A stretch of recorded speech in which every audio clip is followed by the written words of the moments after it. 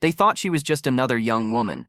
Too delicate, too soft, too ordinary to matter.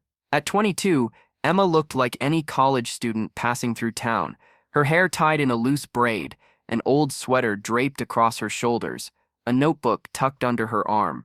But the way the group of men at the diner laughed at her that morning, that was the mistake that changed everything. Before I tell you what happened next, tell me in the comments where you're watching from. I love knowing who's listening. Emma had come in quietly, ordering nothing more than a cup of coffee. She sat near the window, lost in her thoughts, while the chatter of the diner wrapped around her like static.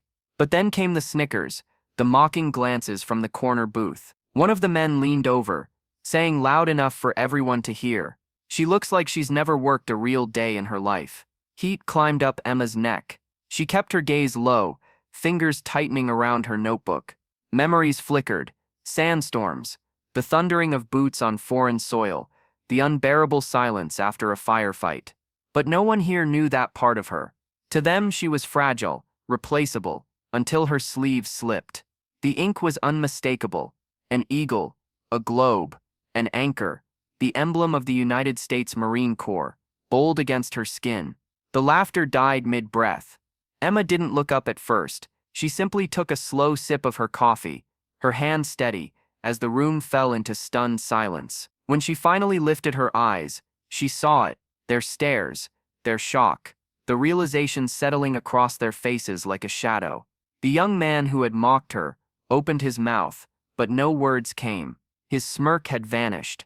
Someone whispered, "No way, she's a Marine." Another voice followed, "She's too young." But Emma remembered every mile she had run under blazing sun, every drill sergeant's voice that had broken her down just to build her stronger. She remembered the first time she carried a wounded friend to safety, her own legs trembling, but refusing to stop. She remembered courage, measured not in years, but in choices. The silence pressed tighter, until Emma finally spoke. Her voice was calm, steady, but it cut through the room like steel.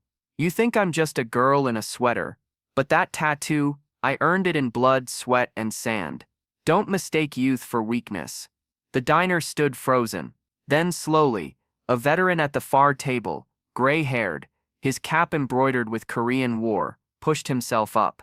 He lifted his hand in a salute. His voice, rough but firm, carried through the room, "Semper Fi." Emma's throat tightened. She returned the salute, small but resolute. And just like that, the whispers of doubt turned into something else. Respect, awe, even quiet shame, among those who had mocked her. In that moment, Emma wasn't invisible.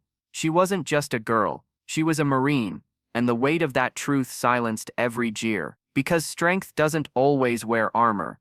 Sometimes it hides beneath a simple sweater, waiting for the right moment to remind the world what courage really looks like. And that day, courage had the face of a 22-year-old woman with a Marine Corps tattoo. Because courage doesn't vanish, it waits, and it finds its way back. And sometimes, the youngest voices carry the oldest truths. Thank you for listening to Emma's story. If it moved you, let me know in the comments where you're watching from.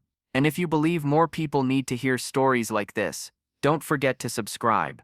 Together we keep these stories alive.